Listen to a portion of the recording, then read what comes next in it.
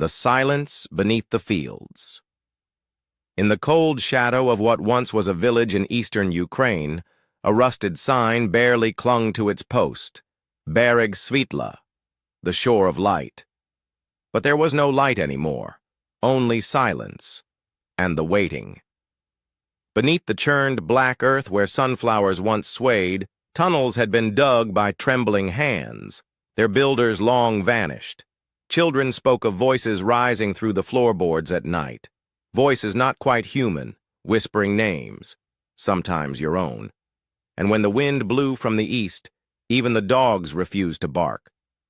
Marta, a medic with weary eyes, returned to the village to find her brother's home. The war had taken him, they said, a shell, quick, no remains. But in her dreams, he called to her still. "They buried me alive," he would say. "They tried to erase us, but roots run deeper than boots." The house groaned as she stepped inside. Photographs had curled from damp. A child's drawing remained pinned to the wall, a blue and yellow sun, smiling. But its smile twisted at dusk.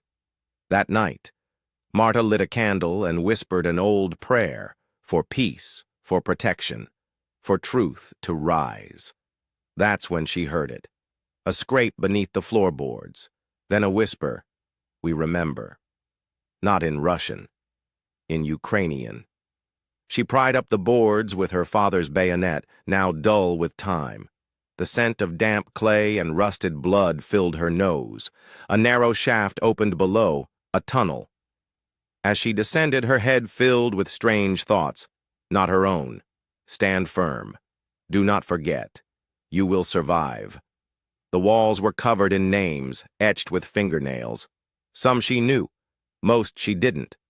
And in the very heart of the tunnel, wrapped in torn flags and fractured helmets, stood a crooked figure.